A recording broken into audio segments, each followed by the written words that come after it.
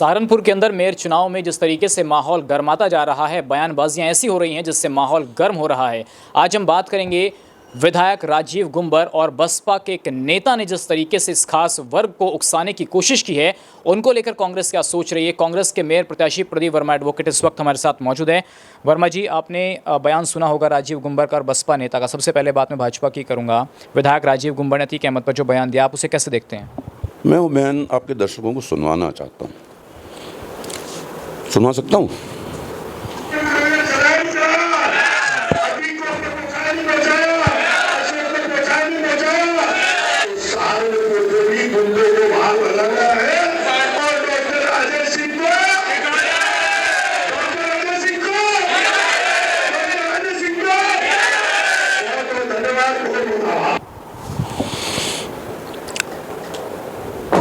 सचिन जी, ये बयान मैंने खास करके इसलिए सुनवाया है कि मैं बहुत व्यथित हूं। इस देश की पहचान गांधी से है, जिसे शांति का देश कहा जाता है। आखिर इन लोगों की क्या मजबूरी है? ये इस देश में करना क्या चाहते हैं? ये क्यों सांप्रदायिकता फैला के, इनके पास कोई मुद्दा नहीं बचा है। जिस विकास का ढिंडोरा पीट रहे हैं, उसकी पोल खुल चुकी है। अब इनके पास सांप्रदायिकता के अलावा कोई और रास्ता बचा नहीं है। क्या कह रहे हैं विधायक जी? बुलडोजर चलवाया कि नहीं चलवाया? अतीक को ऊपर पहुंचाया कि नहीं पहुंचाया? असद को ऊपर पहुंचाया कि नहीं पहुंचाया? जनता करिए, पहुंचाया, चलाया। यार, मैं फेसबुक पे एक शब्द लिखता हूं, जॉम्बीज। फेसबुक मेरा रीच रेस्ट्रिक्ट कर देती है, क्योंकि जॉम्बीज अगर अंग्रेजी फिल्में आपने देखी हो ना, उसमें एक ज़हनी बीमारी, एक वायरस होता है, वो जिसको हो जाता है वो दूसरे को काट के अपने जैसा बनाना चाहता है। आखिर मतलब इन लोगों को राजनीति, इस तरह की राजनीति अगर इस देश में करनी है तो ये बिल्कुल बर्दाश्त नहीं करूंगा। और इसीलिए प्रत्यक्ष राजनीति में पैर रखा है।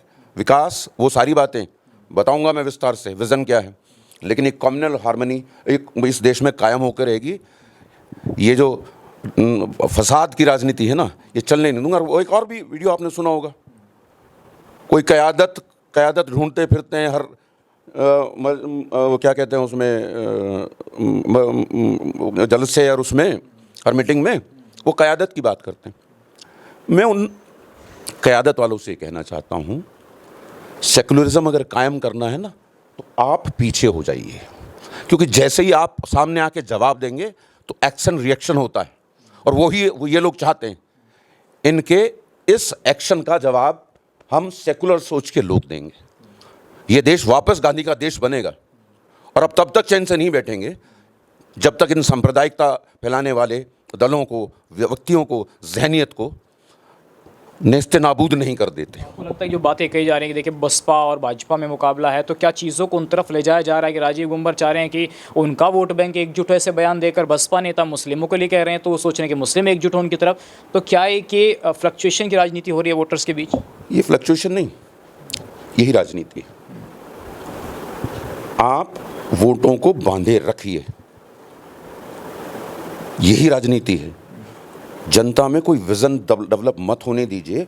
जनता में, लोकतांत्रिक व्यवस्था में जनता को हर सवाल उठाने का हक है, हर आवाज़ दबाई जाए। मैं सब एक ही थैली के चट्टे बट्टे हैं। ये जो राजीव गुंबर विधायक जी कह रहे हैं, ये सीधे सीधे सरकार का प्रतिनिधि का स्वीकारोक्ति है कि ये जो हत्याकांड है ये इन्होंने करवाया है। और इसमें जहां मुझे पीड़ा होती है कि कथित दो अपराधियों को निपटाने के लिए, इनके शब्दों में, क्योंकि इस देश में कोई लोकतांत्रिक और न्यायपालिका व्यवस्था तो बची नहीं, इन लोगों ने उन 3 बच्चों को जॉम्बीज बना दिया। उन 3 बच्चों को जॉम्बीज बना दिया और नए अपराधी पैदा कर दिए समाज में। ऐसा ही उधर भी है। और क्योंकि मेरी याददाश्त बहुत अच्छी है, इसलिए कहना चाहूँगा, एक बार अरबी मदरसे पे हमारी तकरीर हो रही थी। इमरान मसूद साहब भी, काजी रशीद मुझ साहब, संजय गर्ग साहब सब बैठे थे। मैं बहुत बेबाकी से और खुली बातें जनता से करता था। संकीर्णता, धर्म की संकीर्णता से बाहर आओ, अच्छे नागरिक बनो। तो अरबी मदरसे पे ये आवाज़ आने लगी थी कि हम प्रदीप भाई को सुनेंगे। तो जब हम वहाँ से लौट रहे थे तो इमरान मसूद के पता क्या शब्द थे? वकील साहब, मुसलमान को इतना मत जगाइए, ये मेरे वोटर नहीं रह जाएंगे। मैं और रशीद साहब एक दूसरे की शक्ल सिर्फ देखते रह गए। वो कुछ वजूहात थे, कुछ पारिवारिक मजबूतियाँ रही होंगी रशीद साहब की, वरना मेरी नज़र में रशीद साहब एक ट्रू सेकुलर लीडर थे। इसके अलावा सवाल ये भी है कि जिस तरीके से चीज़ें बढ़ रही हैं आगे, तो क्या एक ज़िले के माहौल को भी ख़राब करने की कोशिश हो रही है? कल मंत्री कुंवर ब्रजेश सिंह ने कहा कि देवबंद की नगर पालिका भाजपा जीतेगी और जीत कर रहेगी। इस पर माविया अली ने कहा कि आप जो है इस तरीके से दबा करके चुनाव यहाँ पर नहीं जीत सकते हैं। अगर अंदर से कंधे पर आऊँगा, नहीं तो मेरा जनाजा आएगा, मर जाएंगे या मार देंगे। आप इसे कैसे देखते हैं? भाई, मैंने अभी बताया था ना, वो माविया अली के बजाय अमिताभ बच्चन कहता, एक नाम है, वासु चौधरी कहता, ये मनीष त्यागी कहता कि हम ऐसा नहीं होने देंगे, तो मुझे ज़्यादा आनंद आता। मुझे लगता कि वो खुली जहनियत जिसके हिंदुस्तान को ज़रूरत है वो पैदा हो गई। मुझे लगता है कि माविया अली को भी चुप रहना चाहिए था और तमाशा देखना चाहिए था कि सत्ता क्या तमाशा दिखाना चाहती है। सत्ता इस देश के माहौल को का मखौल उड़ा रही है, सत्ता कानून व्यवस्था पे नाच रही है। स्कूटर पे बैठ के केसरिया सा रंग का साफा डाल के 3 बच्चे तलवारें लेके और पीछे पुलिस वाला सामने एक चित्र है, हाथ बांधे खड़ा है, मुझे दुख होता है। तो प्रदीप वर्मा जी, इतना दुख आपको हो रहा है, कांग्रेस सहारनपुर में कहाँ खड़ी है? ये कैसे चीज़ें आगे बढ़ेंगी? मेयर का चुनाव जीतना, क्या इन बड़े लोगों जो बातें बताई जा रही हैं, जो आप कह रहे हैं कि सत्ता का दुरुपयोग होगा, इनसे कैसे चुनौती पाएगी कांग्रेस?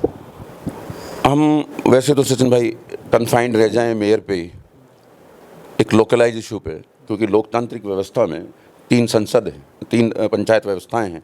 पहले आप सांसद चुनते हैं, उनकी रिस्पॉन्सिबिलिटीज़ ड्यूटीज़ डिफरेंट हैं, फिर आप विधायक चुनते हैं, उनकी रिस्पॉन्सिबिलिटी ड्यूटीज़ डिफरेंट है। यहाँ लोकलाइज इशू हैं, हम लोकलाइज पे ही बात करें। लेकिन हमारे लोकतंत्र की चुनाव व्यवस्था को, संवैधानिक चुनाव व्यवस्था को इन स्वयंभू ठेकेदार नेताओं ने जनता को समझने ही नहीं दिया। जनता का जो ड्यूटी है वो सिर्फ नुमाइंदा चुनना है। उनके चुने हुए नुमाइंदे एक योग्य को नेतृत्व प्रदान कर लेंगे। व्यवस्था तो यही है ना। ये गाली दे रहे हैं लोकतंत्र को, ये सारी व्यवस्था को ध्वस्त करना चाहते हैं। अब आपने बात की कि कांग्रेस का जनाधार नहीं, कांग्रेस का जनाधार कभी गया ही नहीं। हिंदुस्तान को पूरा देखें और उन नक्शे में ढूंढें कि कांग्रेस की सरकार कहाँ है और जुमलेबाजों की सरकार कहाँ है, तो आपको शायद क्लियरिटी आ जाएगी कि कांग्रेस का जनाधार क्या है। और ये जो मैंने शब्द इस्तेमाल किया था, ये वायरल बुखार की तरह होता है। ये 104-106 डिग्री तक जाता है।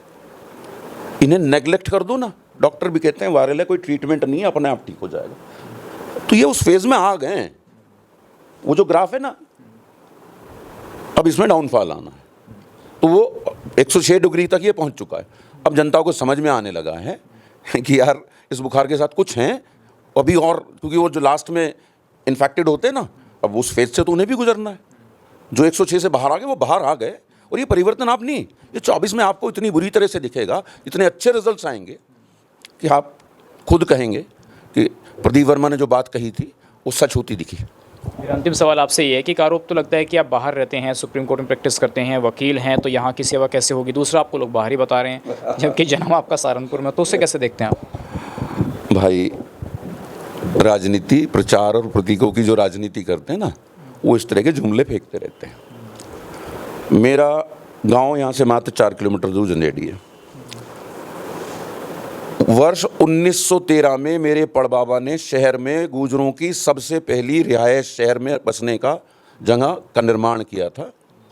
और उसी सम्मान को बरकरार कर रखने के लिए, क्योंकि परिवार मेरा बरगद के पेड़ जैसा हो गया था, वो हवेली मैंने ली और वहीं मेरा कार्यालय है। मैं 2007 से 18 तक दिल्ली रहा और मेरी सारी वर्किंग, आज सारी क्लाइंट्स मेरी रियल एस्टेट कंपनीज हैं। मेरा बेटा LLM है और नीचे जितने आर्टिकल्स हैं ये अलग तरह की कॉर्पोरेट प्रैक्टिस है। मैं यहाँ से ऑनलाइन असिस्टेंट देता हूँ। वहाँ मुझे व्यक्तिगत प्रेजेंस की रेयर ऑफ द रेयर ज़रूरत होती है कि जब वो हमारा नेट चैट्स और कन्वर्सेशन में वो चीज़ें सॉल्व आउट नहीं होती। तो मेरी फिजिकल प्रेजेंस बेटा हर कोर्ट में देता है। मैं 18 से यहाँ हूँ, पूरी तरह से समाज के मुद्दे उठा रहा हूँ। युग जाति का बहुत बड़ा मुद्दा है, जिसमें रामपुर में बहुत बड़ा गुर्जर सम्मेलन हमने किया था। उसके बाद भी लगातार तमामतर अनुवांशिक बल सुनहरा कल के नाम से एक श्रृंखला हम चला रहे हैं कैडर क्लासेस की। वो हम इस समय तक 5 मीटिंग्स 3 प्रदेशों में कर चुके हैं। जम्मू कश्मीर में अगली मीटिंग है, हरियाणा के कुरुक्षेत्र में मीटिंग्स हैं, देहरादून उत्तरांचल में मीटिंग्स हैं। तो हम समाज के काम में लगातार लगे हुए हैं। चलिए प्रदीप जी, आज धन्यवाद, आपने अपना समय दिया। अगले इंटरव्यू में आपसे बात करेंगे। आपका क्या विजन